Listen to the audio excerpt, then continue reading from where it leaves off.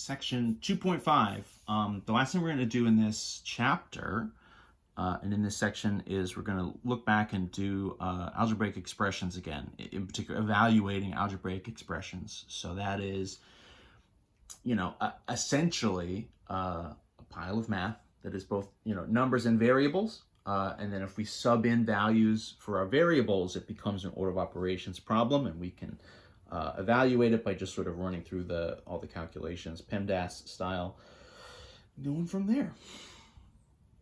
So this is another thing we've done already, right? We've sort of done this type of problem before, but now we're sort of throwing our positives and negatives into the mix, right? So now we're doing this with all of our integers. So negatives are on the table.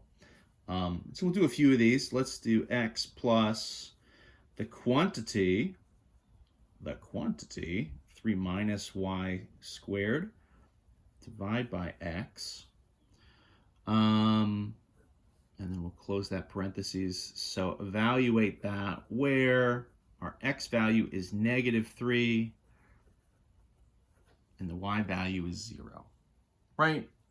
So all we're going to do is sub those numbers in as a step one, right? So the x in front is -3, and this is where kind of writing all this stuff with parentheses, I think, can be good. 3 minus, what's my y? Y is 0, right? 0 is a great number to substitute because it tends to make things turn into zeros and kind of makes things fall away. So 0 goes in there. X is going in twice, right? So it's also going in here. At this point, you're probably saying, this is so many parentheses. This is a little bit hard to keep track. But as always with these kind of like nested parentheses, you're having sort of parentheses within other parentheses. You want to work your way from the inside out. So where's the sort of most inside? So this is -3 plus whatever is here, right? This quantity. And then in here, the sort of second level, is this 3 minus 0, right? Well, 3 minus 0 is 3, right? Anything minus 0 is just going to be itself. So 3 minus 0 is 3, so that's 3, right? The quantity squared divided by, right, my x here is -3. Okay.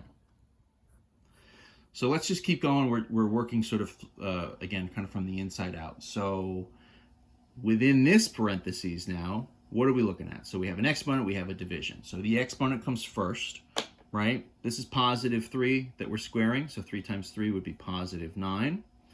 And then that's going to be divided by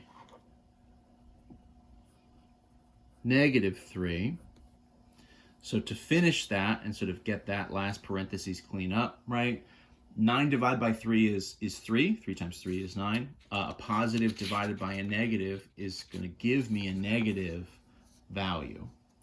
So this is going to be a negative value, and of course 9 divided by 3, like we said, is 3. So that is -3. So what did we miss? So let's carry down, right? So this was sort of plus, plus, plus.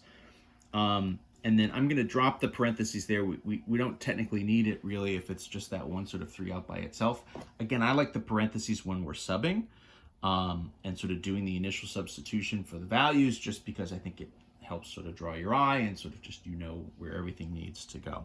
So I like it, but you don't always need it all the time, especially if we're subbing in a negative value. I like it, which we were. But again, because it was by itself, it's totally fair to drop it. So this is really -3 plus another -3. So 2 negative numbers. So 3 and 3 is 6. A negative and a negative is just a bigger negative. So my result here in the end, I'm going to end up at -6. So that was a lot of 3s just sort of flying all over the place for that one. That's where we end up.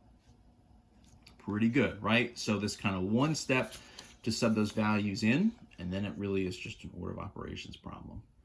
From there, let's do another one. Let's do u minus w, all under a root. And so you always have to watch out when you're substituting with square roots. Minus the quantity 12 plus w.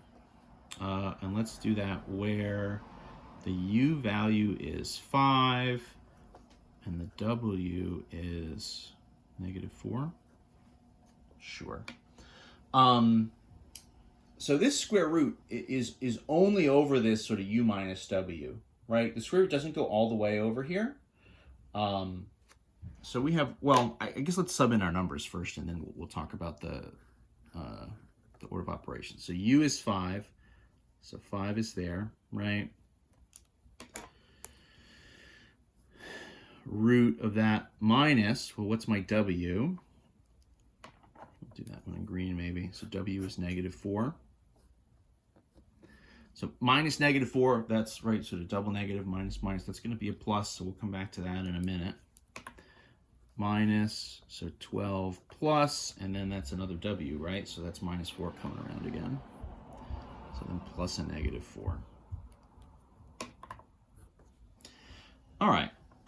So a couple things we can kind of do at the same time, I guess, right? So underneath the root, in theory, parentheses come first.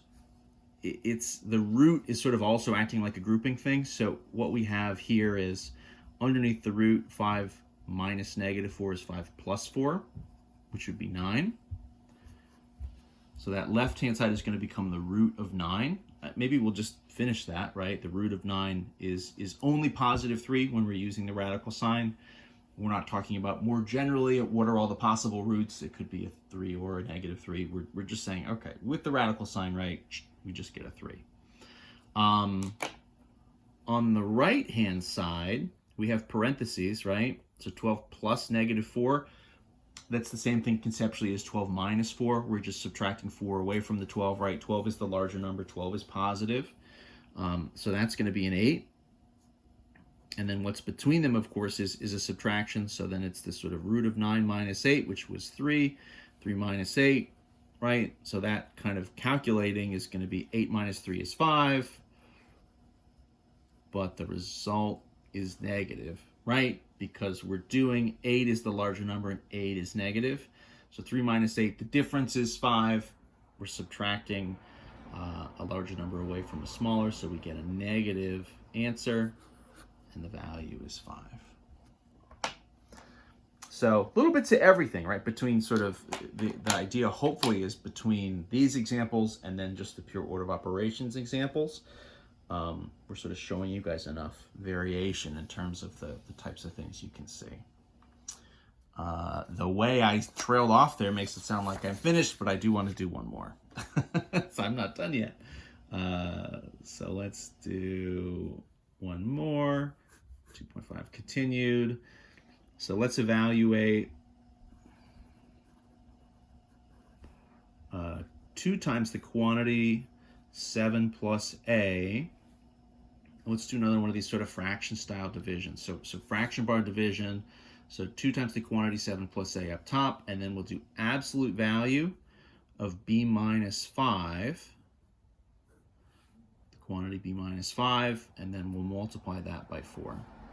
So let's evaluate that for, so what are my substitutions? A is going to equal 5, and b will just be 4. Sure. In theory, I mean, you could kind of make yourself a million different sort of versions of these problems. You have to watch when you're dividing. In theory, anytime you divide, it might not divide evenly. We're not really looking for remainders here necessarily. So that's something to watch. The substitution here, so the a value is 5. So we're going to have to split this into sort of a top and a bottom, right? An upper and a lower. So let's just do the top first. So this is 2 times the quantity 7 plus, and so then we'll sub in our positive 5.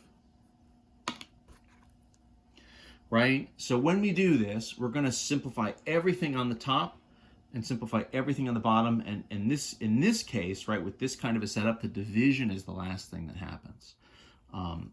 It's sort of equivalent to if putting a parentheses around everything on the top, the division sign, and then a parentheses around everything on the bottom. That would be sort of another way to kind of write or sort of express this. That's not how it looks. So for us here, the numerator, right, the top part, it's 7 plus 5 in parentheses is just a positive 12 times 2, so it's positive 24. So that's going to be our value up top. on the bottom, what we would call the denominator in a fraction. So the substitution is b is 4. So let me rewrite this. Throwing pins everywhere. At the bottom. So that'll be the absolute value. So b is 4, right? So 4 subs in. Minus 5, so absolute value of 4 minus 5, and then that's going to be multiplied by another 4 on the outside. So, okay, the absolute value, again, acts as sort of a parentheses. It's its own kind of grouping term. So that means I'm looking at, right, 4 minus 5, 4 plus a negative 5. The difference between 4 and 5, right, is 1. So the idea here is you're saying, okay, so that's, 5 minus 4, but the result, because the 5 is negative, the result is negative, so then that means that's going to be a negative 1. That's still inside of this absolute value, though, right?